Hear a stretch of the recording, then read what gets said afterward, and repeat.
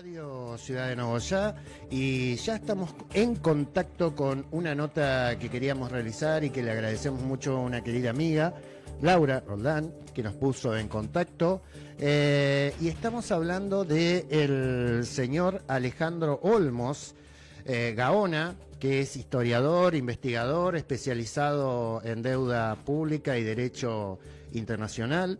También es profesor de la Cátedra de Deuda Externa en la Facultad de Derecho de la UBA y director del Conservatorio de la Deuda Pública. También integró la Comisión para la Auditoría Integral del Crédito Público de Ecuador y es autor de numerosos libros sobre deuda externa y el FMI y la soberanía económica.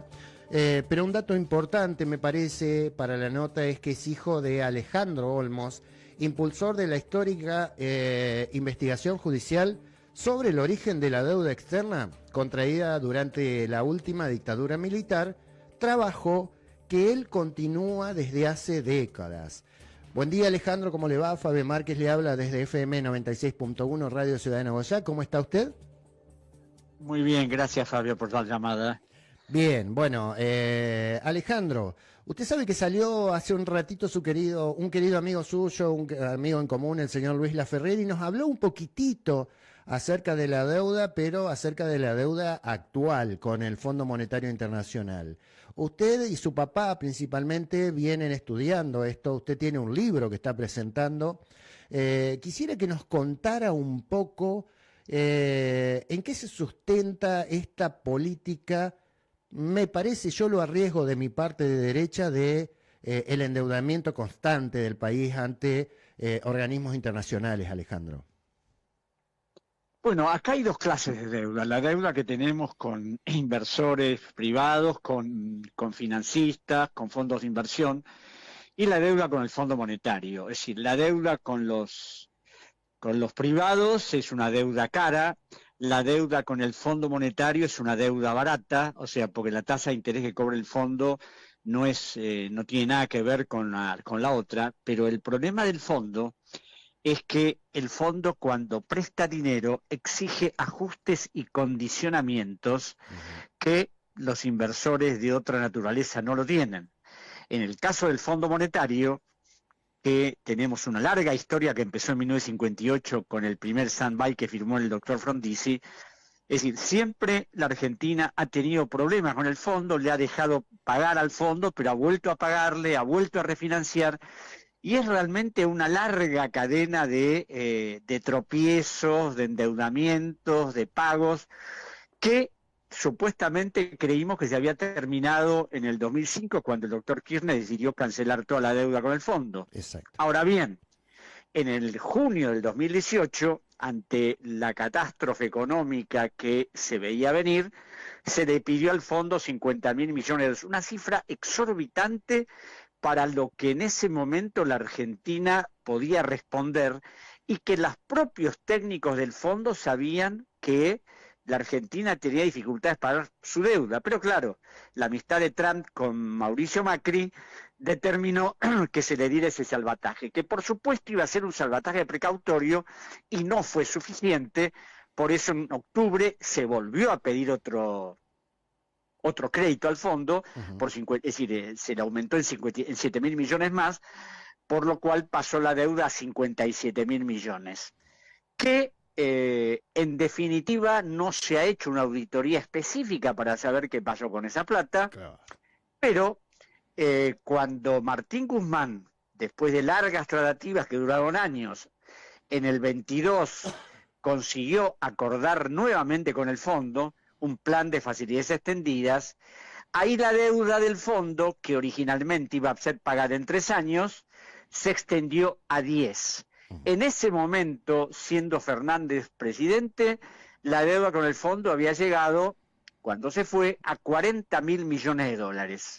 Hoy, la deuda, a través del préstamo que pidió Milei el año pasado, cuando también su plan económico colapsaba, pidió 20.000 millones, del cual el fondo le entregó le entregó 18.000 millones, y en este momento la deuda con el fondo son 58.300 millones. Faltan 1.900 millones más que van a venir en los próximos meses, que van a servir para pagar nuevos vencimientos de la deuda, que es lo que ocurre siempre. Acá se pide plata nueva, pagar la plata vieja, es una especie de sistema que continúa permanentemente.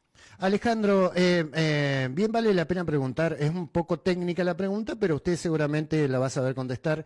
Cuando usted habla de alrededor de 50.000 millones de deuda, ¿está hablando de capital o está hablando de deuda total, capital más intereses? No, en este momento la deuda que tiene la Argentina con el fondo es capital. Porque el fondo nos dio 40, es decir, la deuda que dejó Fernández era 40.000 millones de capital y ahora se sumaron 20.000 millones que pidió Milei, puro capital. Y lo que pasa es que el problema que tiene el fondo con la deuda que tenemos con el fondo, que la plata llega, no es plata que no ha venido o plata que figura, no, es plata que llegó y que acá han hecho lo que han querido con el dinero, ¿no es cierto? Es decir, en la época de Macri hubo una fuga descomunal de capitales del orden de los 86.000 millones de dólares, según el informe del Banco Central.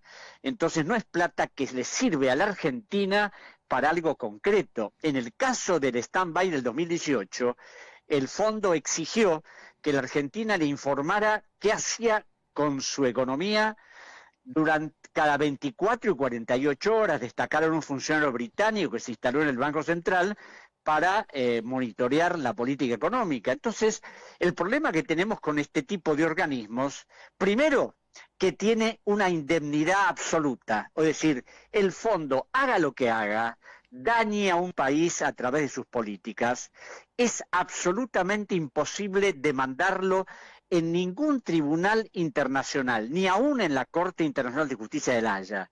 Entonces, claro, hace lo que quiere porque sabe que nadie lo puede tocar. Yo quisiera preguntarle, usted dijo algo importantísimo, pero muy importante me parece que quedó ahí, que el fondo es el único organismo que uno le puede pedir dinero internacional que pone condiciones. Y esto me parece muy importante resaltar porque uno puede pedirle, vamos a suponer, un fondo buitre, pero, a ver, los intereses son altísimos, pero no te pide políticas, no te pide ajustes, no te pide nada. ¿Podría contarle usted cuáles son las condiciones por ahí? Seguramente van cambiando de acuerdo al tiempo, pero ¿cuáles son las condiciones y por qué pide esas condiciones el FMI? ¿A qué se debe que digan, yo te presto, pero si cumplís con tal programa? Yo en principio primero quiero hacer una referencia histórica. En 1992, cuando se firmó el Plan Brady, que fue la mayor reestructuración de deuda pública que hizo la Argentina, eran 32.000 millones en ese momento, el fondo envió una comunicación a la comunidad financiera internacional para que respaldaran todo el programa económico instrumentado por Cavallo, que además no había sido hecho por Cavallo, sino por el JP Morgan y el Citibank, y como contraprestación a ese apoyo del sistema financiero, el fondo establecía que el gobierno se había comprometido a privatizar todas las empresas públicas, especialmente YPF, a privatizar el sistema jubilatorio, a modificar la legislación laboral que era restrictiva para las empresas extranjeras y a echar la cantidad de gente que fuera posible para reducir el gasto público. Yo eso lo encontré en unos documentos reservados que encontré en el Ministerio de Economía, donde el fondo pedía eso, el Banco Mundial lo mismo y el BID, el Banco Interamericano también. Ahora bien, en este momento, a través del stand-by que se hizo con Macri, también se estableció lo que hace siempre el fondo, el ajuste, la reducción del gasto público. ¿Cómo se hace la reducción del gasto público? Porque hay un montón de inversiones que tiene que hacer el Estado y tiene que reducirlas. Entonces tiene que reducir el subsidio a la educación, el subsidio a la salud, las políticas públicas que tienen que ver con el bienestar de los ciudadanos. Esa es la exigencia siempre igual del fondo, aunque en el 2018, con esta hipocresía que caracteriza al sistema financiero internacional, el fondo hablaba de que había que fortalecer las políticas sociales para evitar algún tipo de crisis. Bueno, en este momento no sabemos qué condiciones puso el fondo, porque no se conoce qué es lo que firmó el gobierno. Exacto. Porque si bien Martín Guzmán en el 2022 logró que se aprobara una ley que establecía que todo acuerdo con el fondo debía pasar por el Congreso, Milei, para evitar al Congreso, a pesar de que es un Congreso mayormente de obsecuentes y dialoguistas que firman lo que él quiere, envió un DNU donde lo único que dijo en ese DNU es que se le habían pedido al Fondo Monetario 20.000 millones de dólares a 10 años de plazo. Ahora, las condiciones, los ajustes, todo lo que normalmente se efectúa como contraprestación a ese dinero, de eso todavía no sabemos nada, pero claro, es decir, las políticas del fondo siempre son las mismas, no cambian por más que cambien los personajes.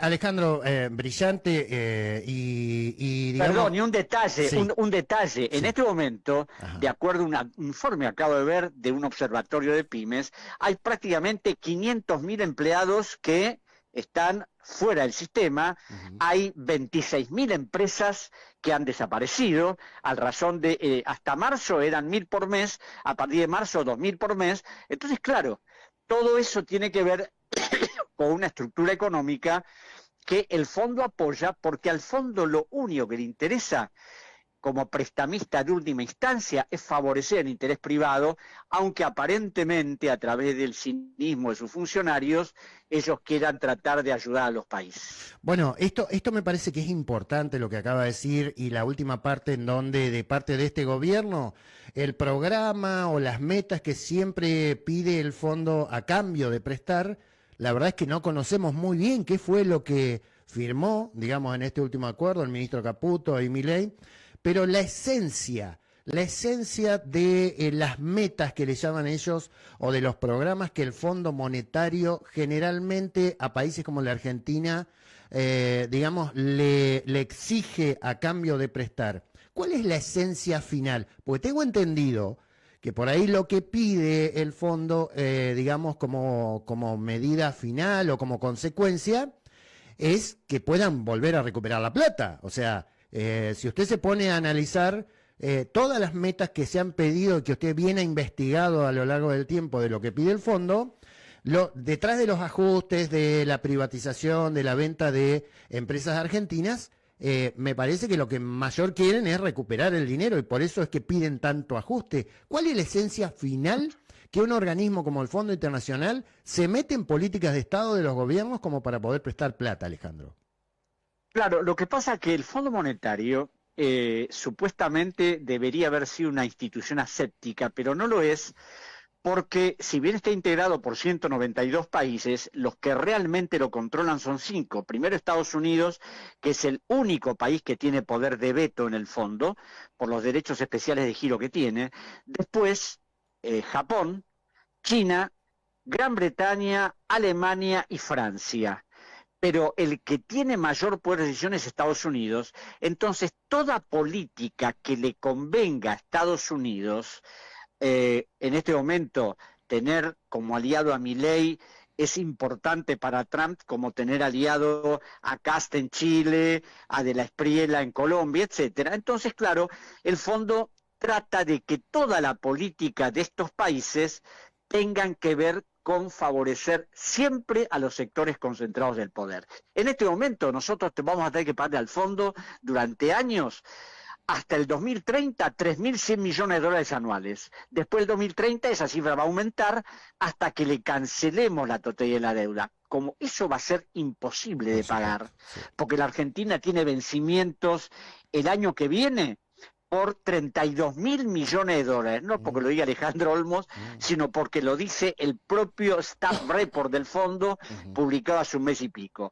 En el 28, 25.000 millones de dólares, en el 29, 23.000 millones, y así seguimos pagando, y seguiremos debiendo. Claro. Aunque el ministro Caputo dice que la deuda no aumenta, parece haberse olvidado de los 20.000 que le pidieron al fondo, de la deuda en pesos a tasas astronómicas que emitió, que llegaron hasta el 65%, y de que, para tomar un ejemplo que siempre pongo, en el noviembre del año pasado, la deuda pública total del país, 52 en moneda extranjera y 48 en moneda local, llegaba a 440.000 millones de dólares. Ujú. A abril llegó a 496.000 millones de dólares. Y ahora, en mayo, al 30 de mayo, disminuyó 17.000 millones, claro, porque el gobierno pagó. Ujú. Es decir, pero no que pagó en contante y sonante, sino que volvió a refinanciar. Claro. Entonces se bajó eso porque hubo nueva emisión de títulos a determinadas tasas de interés, que es lo que pasa siempre. El rollover, que es la refinanciación permanente, es lo que cultiva este gobierno, porque claro, le tira todo al que venga. Milei cree que va a ser reelecto, lo que sería una verdadera tragedia, pero bueno, en la Argentina de hoy pueden pasar cosas realmente inverosímiles, y uno encuentra que una persona carenciada hoy diga, bueno, sí, pero prefiero seguir votando a este señor antes que votar a los otros que se robaron no sé cuánto, porque claro, los medios han insuflado determinadas cosas para que la gente crea cosas que no son. Bueno, justamente, y retomando lo que usted dice de la deuda pública y de el mensaje hegemónico de que los gobiernos anteriores se robaron todo, quisiera preguntarle con un poquito de historia. No sé, seguramente debe recordar usted las declaraciones de Duhovne diciendo de que gracias a lo estrafalario que eran los gobiernos populistas, nadie le prestaba plata y que quedó una deuda pública privada hacia el exterior, digamos, hacia los fondos buitres, porque se pagó todo, solamente el 7%, que creo que en ese momento era el Club de París y qué sé yo. Y después vino, de parte de Macri, usted lo contó muy bien, un endeudamiento importantísimo con el Fondo Monetario Internacional, y ahora, con este gobierno de Javier Milei también. Y ellos dicen, seguramente usted lo sabrá, y quiero que le cuente a la gente, que cuando los gobiernos populistas pagaron la deuda externa tenían una gran deuda privada también interna, y que por eso tienen que salir a pedir plata afuera. Cuéntele a la gente de a pie, usted, Alejandro, si eso es realmente verdad, o no son, o estos gobiernos de derecha no son capaces de generar los dólares que necesita la Argentina y las inversiones que necesita la Argentina para ser competitivo en el mundo, y por eso tienen que salir a pedir. Claro, en principio aquí la deuda bajó un poco durante la gestión kirchnerista, la deuda externa, pero la deuda siempre ha seguido creciendo, a punto tal que cuando se fue Cristina Fernández de Kirchner, la deuda era de 240.665 millones de dólares, que por supuesto siguió aumentando cuando llega Macri con Caputo, Bausili y todo lo demás, y la deuda externa empieza ahí a aumentar desmesuradamente. Ahora, ¿qué pasa? Aquí se generan divisas, pero no sirven las divisas o lo que se recauda para favorecer el interés de la población y que la Argentina tenga mejor salud, mejor educación. No, no, no. Todo eso sirve para pagar. Y voy a darle un ejemplo. En el año 2024, no tengo la cifra del 2025 todavía, el superávit fiscal de la Argentina fue de 10.500.000 millones de pesos. La mayor parte de esa plata, alrededor de 10, ¿para qué sirvió? Para pagar intereses de la deuda. Y el propio presidente Milei dijo que el superávit servía para pagar intereses de la deuda. Ahora, ese superávit tiene un componente ficcional notable, porque ¿cómo se logró? Postergando pagos que debían hacerse, licuando salarios y jubilaciones. Exacto. El salario en los 2 años del gobierno de Milei en promedio ha bajado un 30%. Entonces, así cualquiera puede lograr ahorros que trata de presentar como un gran logro. Inclusive el propio Fondo Monetario, en el Staff Report que publicó hace un mes y pico, decía, no sé si en la página 7 o 9, en una parte, que el gobierno, en los cálculos que hace, no contabiliza los intereses devengados. Al no contabilizar esos intereses, tiene superávit. Si los contabilizara, los intereses que hay que pagar, evidentemente tendría déficit. Claro, claro. Entonces todo se maneja así, con una gran ficción. Y por otra parte, usted habrá notado que se habla de la baja de la inflación.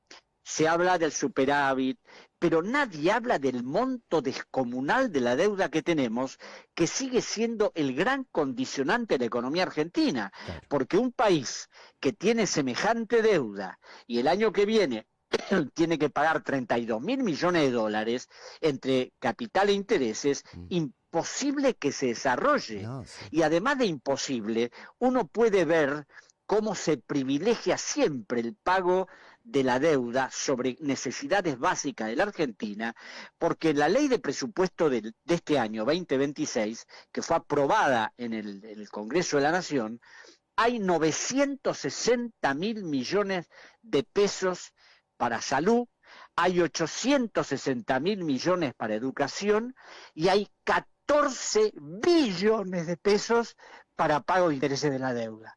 Claro. Sí, entiendo. Alejandro, en una palabra, antes de referirnos a su libro, todo el esfuerzo que está haciendo el pueblo argentino va para pagar intereses de deuda, entonces, porque para otra cosa no se invierte, o la mayoría por lo menos. No, y por otra parte hay un gran componente. En este momento en la Argentina, la minería, los agronegocios, vaca muerta, al gobierno le van a dar una enorme cantidad de dinero que va a estar limitado a un sector concentrado que maneja esos negocios, y por el otro lado, a que los vivos de siempre se lleven la plata al exterior como lo han hecho ininterrumpidamente desde hace décadas. Eso por un lado. Por otra parte, este exhibicionismo del crecimiento del Estado del que habla Caputo, mire cómo estamos creciendo.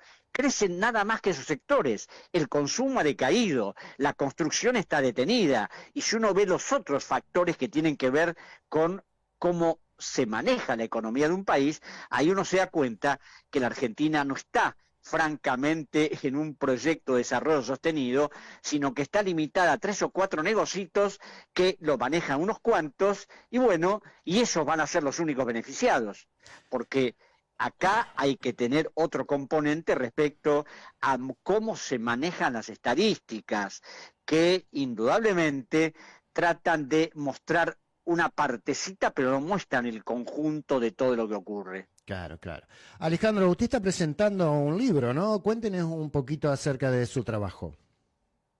No le estoy presentando, lo presenté perdón. el año pasado en la Feria del Libro, Perdón. que es un libro sobre el Fondo Monetario específica. Yo hice 2 libros últimamente, que uno se llama Deuda y Soberanía, mostrando cómo la deuda ha afectado la soberanía argentina. ¿Y por qué la ha afectado? No solo la deuda, sino esta cosa permanente por la cual los argentinos, o sea, los gobiernos que hemos tenido en las últimas décadas, han renunciado invariablemente a la soberanía argentina en todas las emisiones de deuda, en todos los contratos que se hacen con extranjeros. La Argentina se somete a la jurisdicción de los tribunales de Nueva York, se somete a la legislación norteamericana, renuncia a la inmunidad soberana del Estado, y eso lo han hecho todos los gobiernos constitucionales desde 1983 hasta el día de hoy, lo que es realmente inadmisible. Entonces, claro, estamos de alguna manera entrampados en que cualquier litigio que tiene Argentina, y bueno, se sustancia en el extranjero, que es el lugar donde provienen los banqueros y los grandes inversores. Entonces, eso por un lado. En lo que hace al Fondo Monetario, mi libro trató de explicar algo mostrando la ignorancia absoluta de dirigencia política de lo que es la normativa internacional de estos préstamos. ¿Por qué digo esto? Porque cuando se estaba negociando el acuerdo con el fondo en la época de Macri, un conjunto de legisladores, dirigentes políticos, salieron a decir que eso era ilegal porque tenía que pasar por el Congreso, lo que era falso. Y era falso ¿por qué?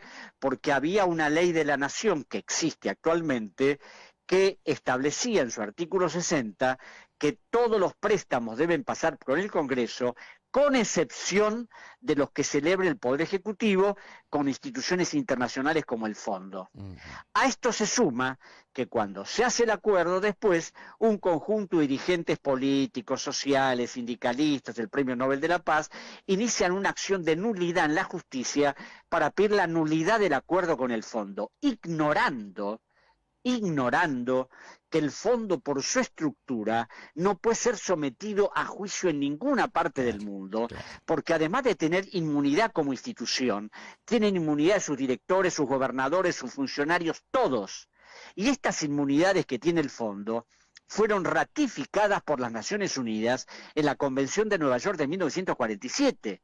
Entonces, hacer ese tipo de cosas es absolutamente inútil. Y yo traté en mi libro de explicarles a los que no saben cómo son los reglamentos, los documentos reservados del fondo, el poder que tiene, no diría la inmunidad, la impunidad para hacer cualquier cosa y que nadie lo puede tocar. Ese fue el objetivo del libro.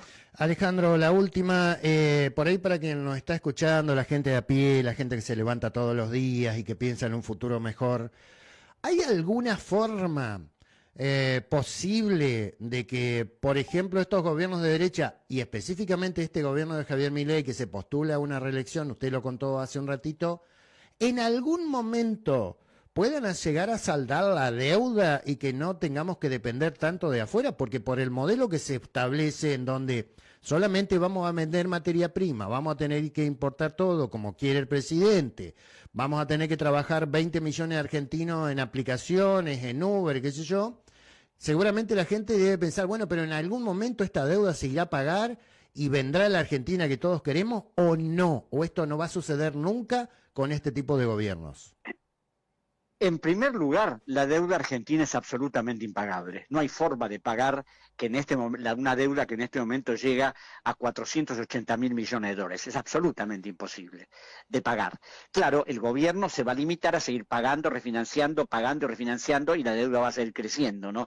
Hace muchísimo tiempo me acuerdo que escuché un obispo que dijo que como siguiera el problema de la deuda, la Argentina iba a terminarse y va a haber una lápida. Aquí yace la República Argentina, vivió pagando y murió debiendo. Exacto. La única alternativa es lo que hizo el presidente Correa en el Ecuador, donde una vez dijo, señores, se acabó este tema de pagar eternamente una deuda. Vamos a hacer una auditoría, vamos a determinar qué es lo que realmente se debe y se pagará lo que corresponda. No vamos a pagar deudas ilícitas.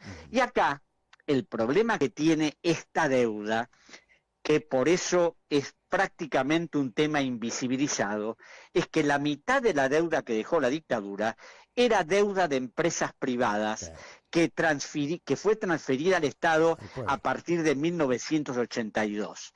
Esa deuda en el año 1984, el 83, cuando asume Alfonsín, era de 23.000 millones de dólares, la mitad de la deuda total que nos había dejado la dictadura. Esa deuda, a cifras de hoy, excede los 180.000 millones de dólares de los privados. Y estoy hablando de las grandes empresas del país. Entonces, claro, si esas grandes empresas no son enfrentadas, no son auditadas, porque sí hizo una auditoría apenas asume Alfonsín, por orden de su ministro de Economía, el olvidado, excelente ministro Bernardo Grispun, que decidió hacer una auditoría de la deuda privada en el Banco Central. Los auditores empezaron a investigar y se dieron cuenta que era un fraude fenomenal. Se habían creado deudas inexistentes, deudas ficticias. Pero claro, Alfonsín no se animó y Grispun se tuvo que ir. Esa investigación fue tirada, supongo, a la basura, y yo pude reconstruirla en parte porque conocí a los auditores que fueron a la justicia, declararon y mostraron, pero claro, la justicia no hizo nada, las empresas privadas siguen tan campantes y el pueblo argentino tuvo que asumir deudas que no le correspondían. Entonces, si no tenemos un gobierno con visión política, que en principio quiera llamar a todos esos señores y señores, hemos pagado por ustedes más de 180.000 millones de dólares, así que empiecen a devolver la plata, porque ya hay una precaria auditoría que puede ser aumentada y las cosas no van a cambiar nunca. Si no hay decisión política de enfrentar este sistema, seguiremos siendo un país tributario por los siglos de los siglos. Muchísimas gracias, Alejandro, esclarecedor su palabra, y seguramente hacemos un compromiso público para cuando usted decida difundir algo o nosotros hacer alguna consulta de algo que no entendamos, contactarlo. Muchas gracias por el contacto, bueno, Alejandro. Gracias a usted por la llamada. Hasta Bien. luego.